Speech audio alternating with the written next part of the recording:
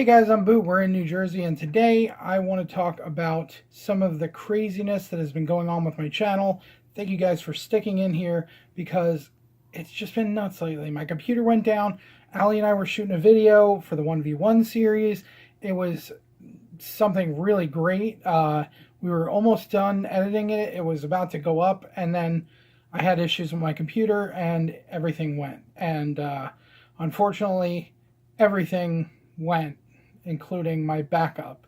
From now on, I'll be backing up to a completely separate hard drive since I do have 3 hard drives in my computer. It's been a little bit of a learning curve again, learning what programs I use on a daily basis and trying to reinstall things. So now that I've got my computer built, I can start cranking out videos again, and Allie and I are going to have, we do have one thing shot for a 1v1 series that'll probably come out maybe sometime later this week, but I just wanted to give you guys the PC build update, so let's get into that. Hey guys, I'm Boo, we're in New Jersey, and if this video makes it to see the light of day, that means that I got my computer fixed. Basically, this video is going to be the rebuilding of this computer system using newer parts. Now, if you think that this thing is a boombox from the 80s, you would be wrong. This is my PC.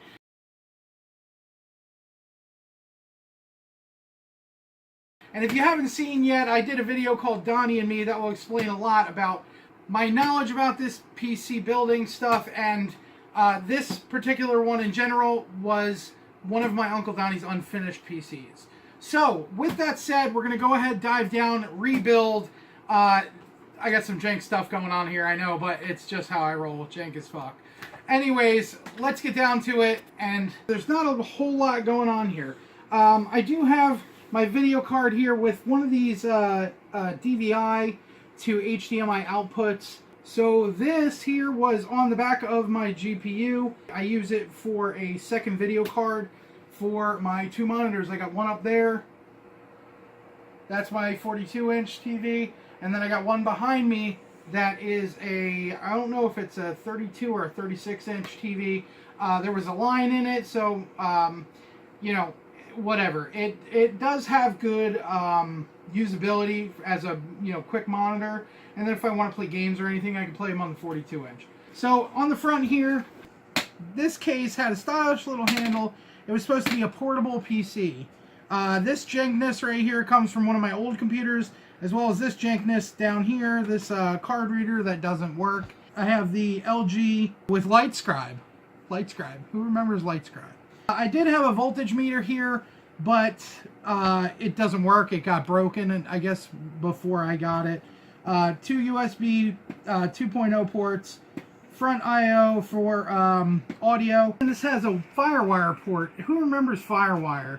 I actually think I have an I/O mixer, audio mixer that is FireWire for multiple inputs. Of course, you got reset, you got power. That's pretty much standard. I got an open 5.25 bay. It is what it is. No big deal. I lost the cover. So, and this came from an old computer. This is also an audio in-out and extra USB ports. As you can see, it's got clear panels on each side. It's pretty easy to take apart. As you can see, I got on the back, it's got these nifty thumb screws. So I'll go ahead and take this apart, and then we'll go from there. I'll show you the breakdown.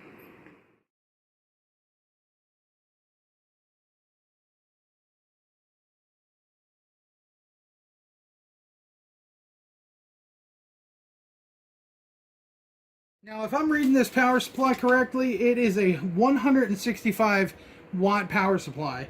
This system was intended to use as little power as possible. I know the processor is like 75 watts in here, but the video card is actually a Radeon RX 460. So I'm going to keep using this video card because in this motherboard, there was a bottleneck going to this video card, so I didn't really ever get to use it to its full potential. So let's go ahead and we're going to pull out the video card here. I also got an eSATA card here that I was using for a couple of extra SATA ports because my motherboard's SATA ports were broken. I'm going to go ahead and get the screws out, and I'll show you what's really neat about this case. Do I have all the screws out of this thing? So now I can go ahead and slide out the motherboard tray. Now the tricky thing is that this tray has a very narrow opening for my video card. So trying to slide this thing out is a little bit crazy when I get to the end of it. I had to bend up the tab right here. I don't know if you can see that very well. But the little tab right here, I had to bend it up just so the video card would fit, you know, underneath of it. Oh, the I/O. I have to pull the I/O from the front. But luckily, all of my wires here are labeled so I can know what they are. And that looks like all of the connections, so I can just pull this right out, except for the fan. Except for the fan. Now I've got this out here. I'll go ahead and pop the video card out. This is the Gigabyte Radeon RX 460. I bought this actually for, I think it was like 130 bucks, 120 or 130. And I got a rebate on it for like 40 or 50 bucks. So that was a hell of a steal. So I'm going to go ahead and put this off to the side. I'll go ahead and pull this little PCIe with SATA ports on it, because I don't need this anymore either. Now the motherboard, I have some, this is where it gets tricky, because on this motherboard I have these two RAM sticks, but if you'll notice over here, there's no holders for the RAM sticks. Those little clips that push it in, there's no clips. They broke off. So I have had no clips in my RAM for years now. So this is 2 gigs of RAM in each stick. So that'll give me 4 gigs of RAM. I did not line that up correctly. Always line your RAM up correctly, or else you end up with broken tabs like I have. So basically I'm going to go ahead and pull this motherboard out and then get ready to show you guys what the other parts are. So as you can see right here, this is where one of my SATA ports broke off. When I went to unplug it, I held the clip and everything, and it just, the whole piece of plastic came off and left all the pins right there. This one also, it's not in the greatest of shape. I don't know if you could see that wiggling around. And there's only the 2 SATA ports on this. You guys can see on my test bench slash bed, I have a mighty pile of parts. We'll come back and I'll show you what I got from Amazon and what we're putting into this build. And now we're going to see what is in the box. First things first, I've got a Corsair CX 550M 550 watt bronze rated 80 plus power supply, DDR4 3000 megahertz, 16 gigs RAM. That's all going to go with without my processor apparently. My processor is coming in tomorrow. Anyways, that's going to go with the Gigabyte B450M DS3H motherboard, and this takes the Ryzen AMD processor, and I got the Ryzen 5 2600X AM4. So I'm just going to open this up real quick. Okay, so basically, I can't show you any of the information because this card has a big warning on it. We did get some SATA cables here. Looks like they gave me 2 SATA cables, so that'll be a plus to add SATA cables to my setup. And of course, we have the motherboard. If I can get it out of the packaging, that would be wonderful. And it looks like there is going to be 4 SATA ports on here. Thank freaking God. As far as I/O goes, it has 2 2.0 USB ports, 4 3.0 USB ports, and then actually I believe these are 3.1 and these are 2.0.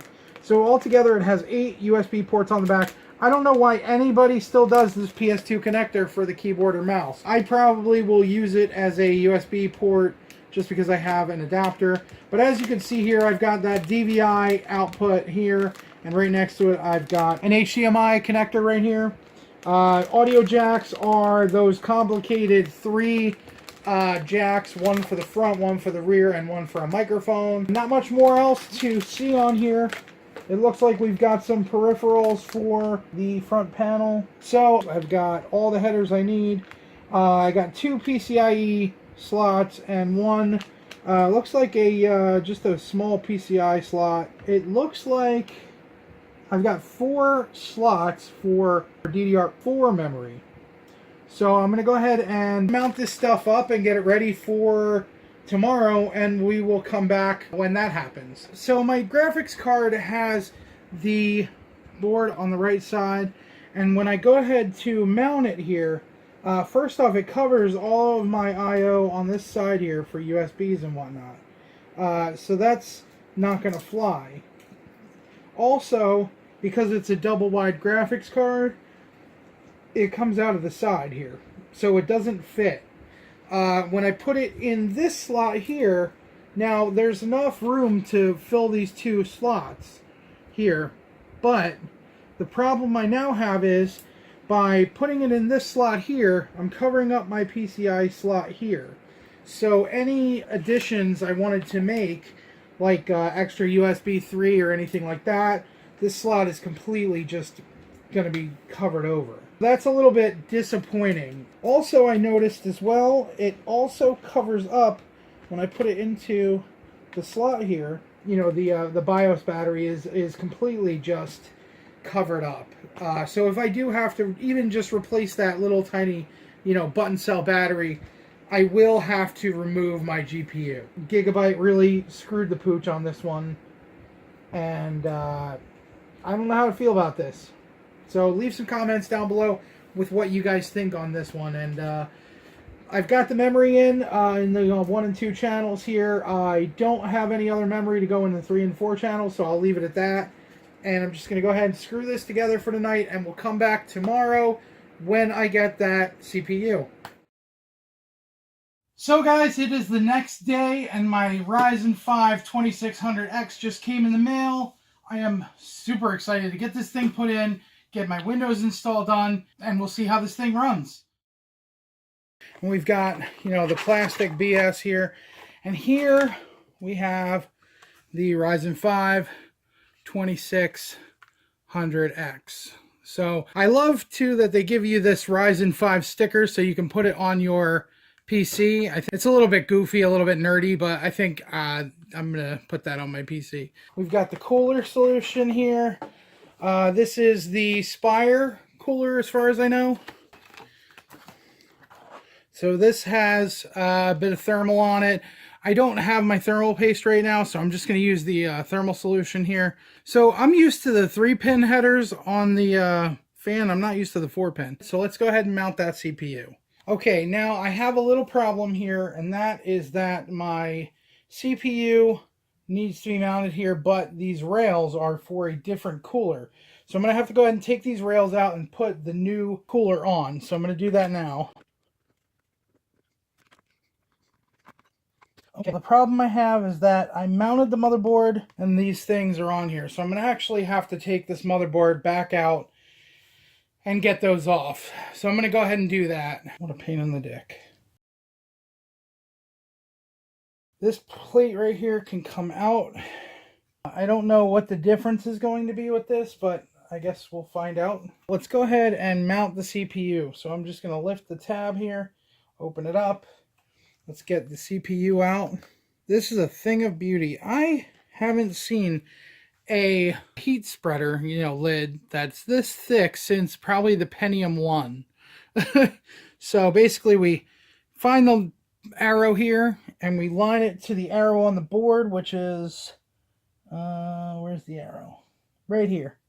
So we'll go ahead and just drop it in. May have to give it a little bit of wiggle here with this. Kind of, there we go. Press it down just a hair. I don't like to press these in. I always feel like I'm going to break the pins.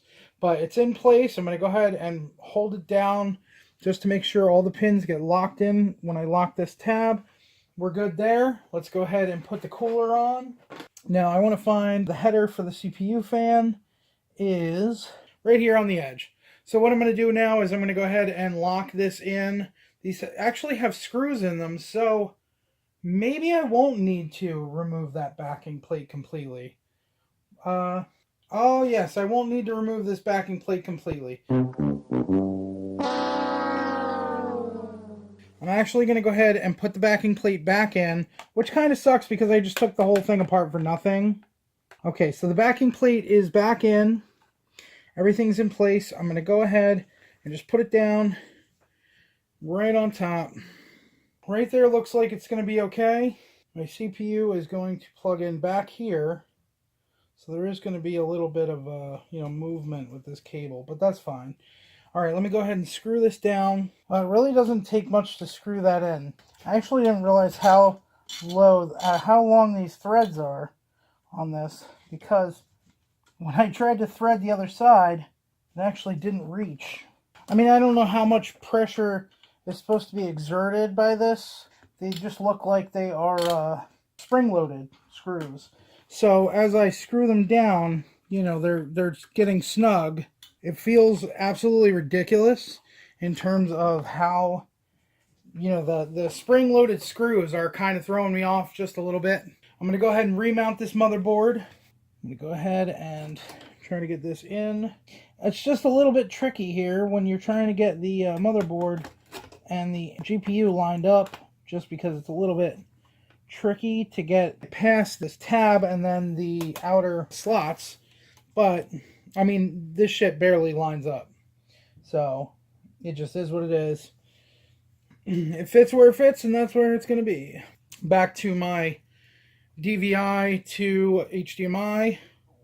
Go ahead and put this on, screw it in. Just because I don't use the DVI and I don't use DisplayPort. It'd be nice if they made a DisplayPort to HDMI, but I haven't seen anything. I mean, really, I'm not looking to get like 4K or anything like that. 1080p is fine for me. Even 720p I don't mind. But it's funny. I noticed that on Windows, I was having trouble getting the best resolutions, even like on YouTube videos and pictures. But yet, when I was using Linux, it was so much better. I mean, absolutely 10 times better resolution than I was getting on Windows, and it was very frustrating, to say the least. Okay, with that all in, I'm going to go ahead and get the computer up and running. I'm going to go ahead and finish this build here. So I've got some cables already set up in my case here. I'm just going to pull the case back apart. I got everything set up here. I got all the screws and everything put away from last night. This one screw keeps this entire case together, which is really something else if you think about it. Sorry about the focus. It's a little crazy. It's supposed to be auto-focusing, and it's not. It's a bit of a nightmare. But basically, this is a very modular case because all the panels pop out, come off, and give me easy access to everything inside. Okay, so as you can see, I've done a little cable management already. This is the Corsair CX 550M 550 watt power supply. I am running 3 hard drives and a CD drive, but I'm running them on one output. So I don't know how that's going to go, if that's going to, kind of drain power from one thing to another. We'll see. But if it works like this, then I have done like an extensive cable management thing. So basically what I'm going to do now is I'm going to go ahead, I'm going to turn this a bit. So let's go ahead and start plugging things in. And of course, I've got all this airflow here. I've got a fan running here. I do have one in the front, but it does not have a place on the board to connect it. The only other connection on the board seems to be an RGB controller.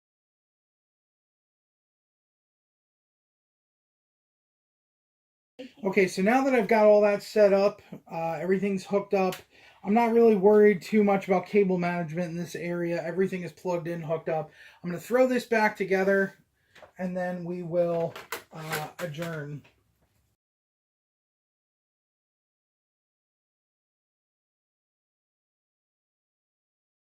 Well, that's about it. It may be ugly,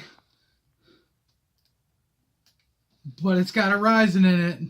You can see I got the hard drive light working, but the other light is not working. I can hear it humming away, but I do have my install of Windows going right now, so we'll see how that works. And then if this video makes it to see the light of day, that means that I got my Windows up and running and I got my editing software up and running, and we will go from there. Thank you guys for liking, commenting, and subscribing, and I will see you guys in the next one. Bye. There's Allie. No, bye.